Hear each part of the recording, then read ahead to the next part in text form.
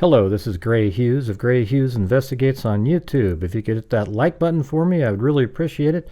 And share the video and subscribe.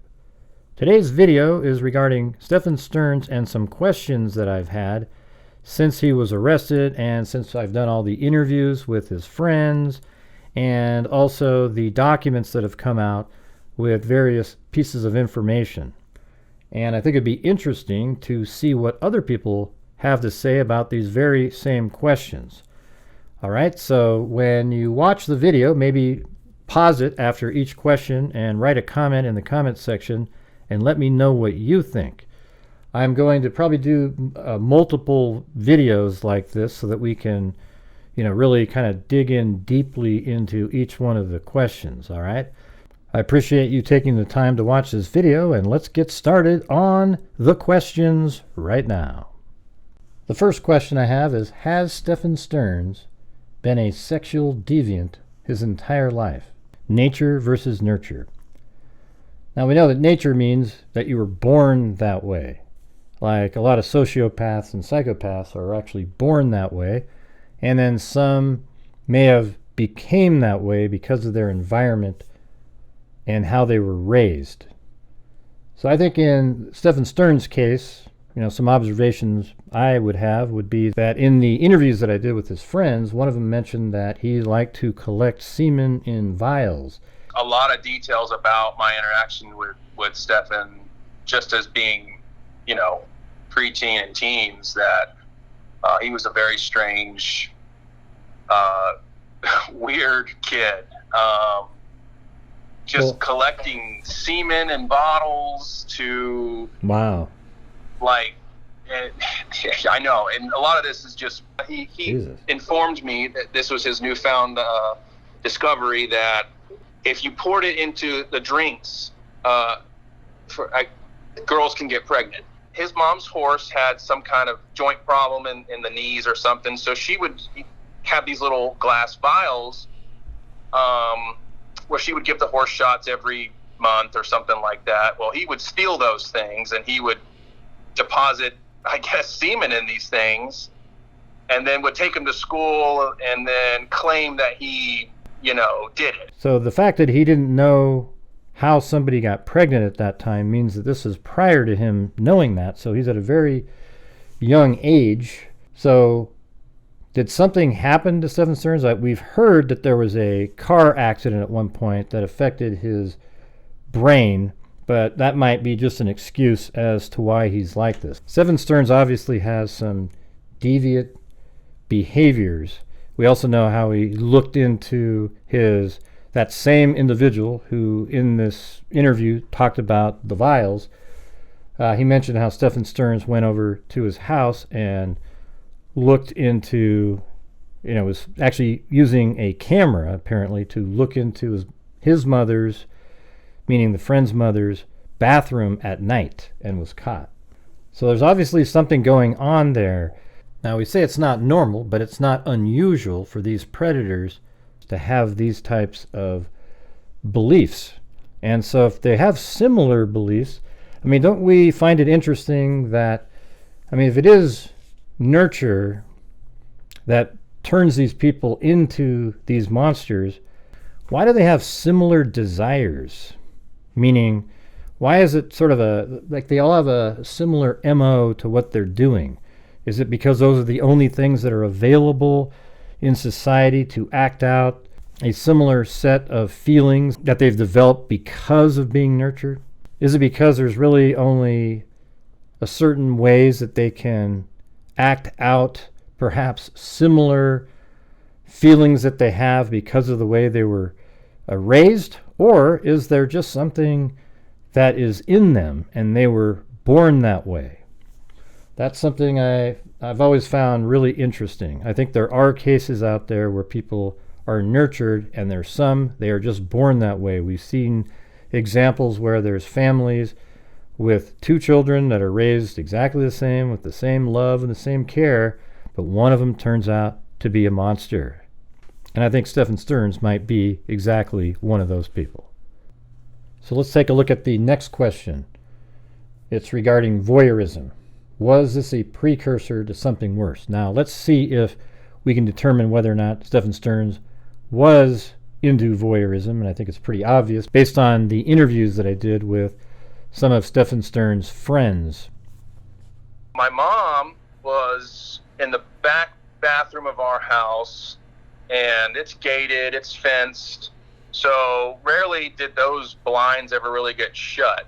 So my mom sees somebody creeping around the awning area of our semi-covered shop, which is where both of their vehicles were parked, my mom and my dad. So tells my dad, my dad runs out there from the front and goes to the barn and, sees this person, doesn't know who it is, sneaks up on him, and there was a light switch on both sides of the overhang where the cars are parked. My dad flicks it on and has his Glock 10 millimeter pointed at the person, tells him to turn around and startles him, and it's Stephan. And he was over there with a camera, and it appeared to be he was trying to take pictures of whatever my mom was doing in that back bathroom. And we also know of the time where Stephan Sterns recorded his roommate's girlfriend getting out of the shower in the house, and that also is a form of voyeurism. Essentially what happened is a year after that, they had a falling out, and I convinced my buddy to tell me what happened. And apparently what had happened was he had been cleaning up the network and found a shared folder between their computers where Stephan had been secretly hiding a camera in his room and recording his girlfriend coming in and out of the shower. And from what I understand, there was kid stuff on there as well. And like I said, my buddy was going through a really hard time, literally broke. And from what I understand, Stephan's mom paid off my buddy to not talk about it. And we hear right there that the mother paid off the roommate of Stephan Sterns to keep him quiet, knowing that he was in a vulnerable financial position. So the mother was absolutely aware of how deviant it was, and perhaps this all could have been nipped in the bud a long time ago if the mother had done the right thing. But instead, he was allowed to continue on with his deviant, psychopathic lifestyle. And the following comes from an article in Psychology Today, in an article called Beyond Looking, When Voyeurism Leads to Criminal Behavior. Voyeurism as gateway behavior, invasion of privacy from visual to digital.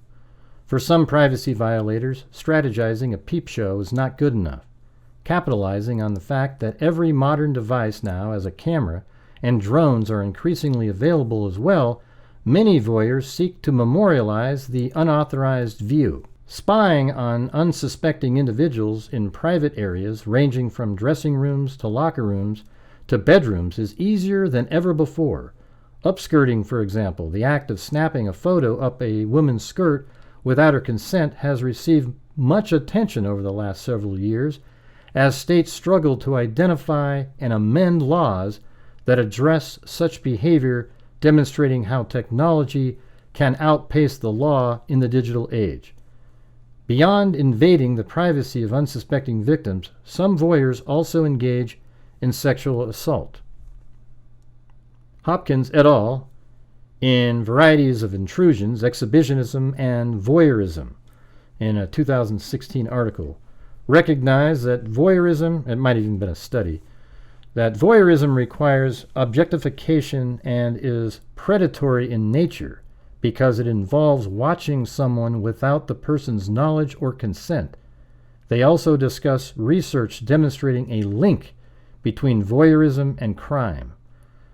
They explain that a significant percentage of criminals who commit sexual assault report a history of voyeurism or exhibitionism. They note that overlapping sexual deviations, coupled with an escalation in behavior, lends support to a model of sexual addiction, recognizing that such addiction usually involves multiple compulsive behaviors as opposed to only one type. In that same study, it explains that there are more convictions and clinical diagnosis for exhibitionism than voyeurism, likely due to the overt nature of exhibitionistic behavior. Convictions yield useful data for researchers who have been working for years to identify risk factors and warning behavior that could help predict how sexual proclivities might have led to sexual crime.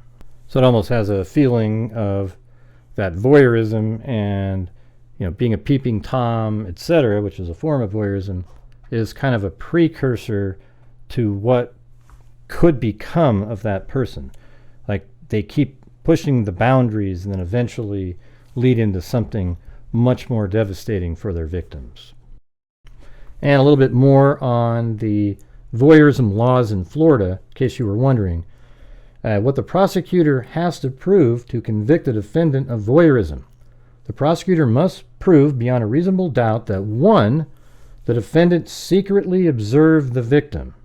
2, what you did was done with a lewd, lascivious, or indecent intent. And number 3, when the victim was observed, she was in a dwelling, structure, conveyance in which she had a reasonable expectation of privacy.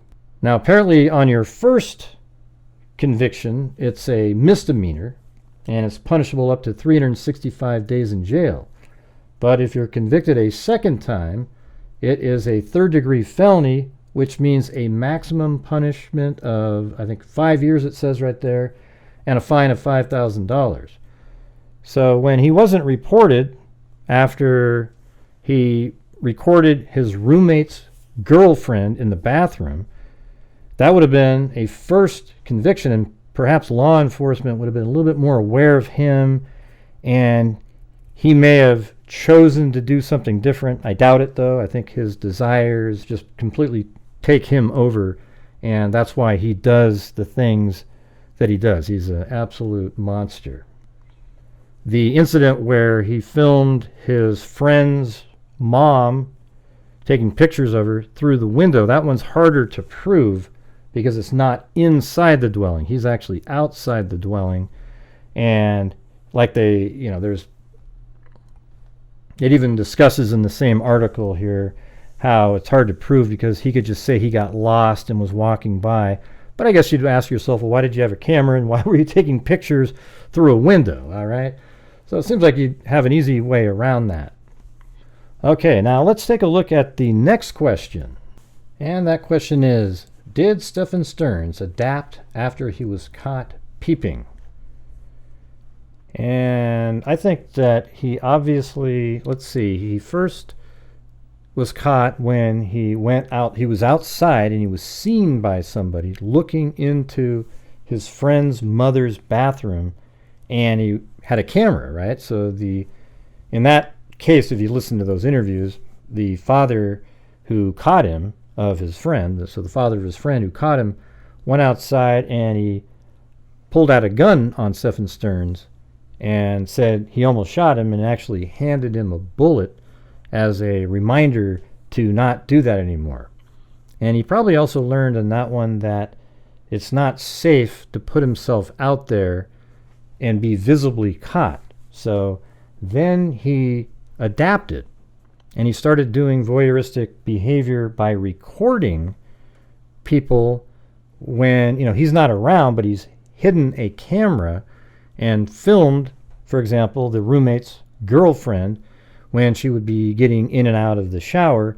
He filmed her with this camera. Now, I don't know if he's actively monitoring the camera, if it's recording 24/7, or does he see, oh, she's going in there and going to use the bathroom, and then he turns it on. I don't know, but he was recording and putting it out on a server. And then in that case, he thought he was doing it just fine, but apparently he put it out on a, basically a private server, but that everybody in the apartment had access to that were using that same network because they used it for gaming. So he got caught then. And then it makes you wonder, then, did he progress after that? And even then, when he was recording this roommate, was he selling the video, or was it just for his own personal private use?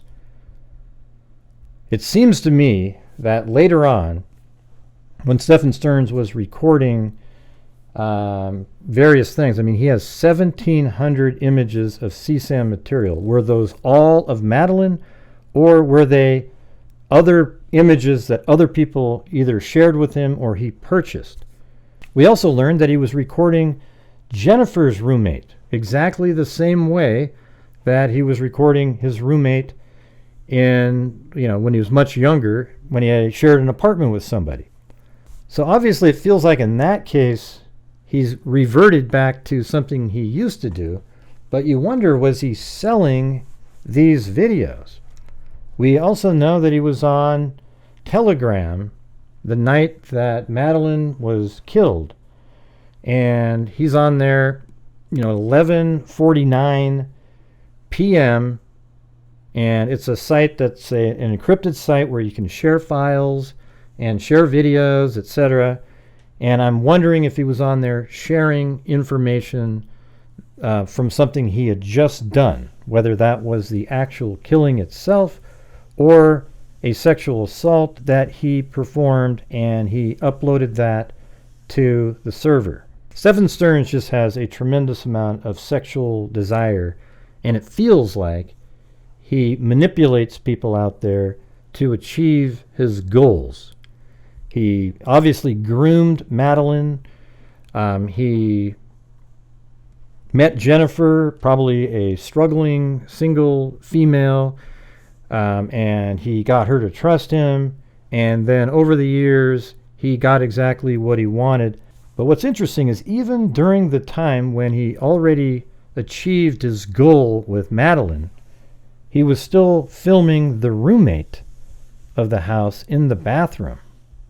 Even though this is similar to what he was doing before, he didn't actually get caught doing that until after he was arrested, and they went through all of his, files and folders. So he was probably much more careful how he recorded the information as opposed to when he lived with the roommate. So I think he absolutely has adapted, and again, using the encrypted server for, on Telegram perhaps, we don't know for sure, but he also had images that he stored out on the cloud, and he thought those were all going to be private. So Stephan Sterns definitely isn't the genius that he thinks he is.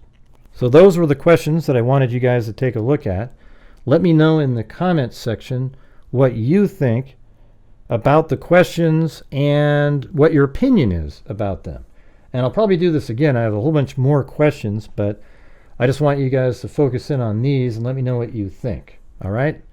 So thank you all very much for watching. If you could hit that like button for me on the way out, and share the video and subscribe. Thank you again for watching. And as I always say, until next time, be safe out there.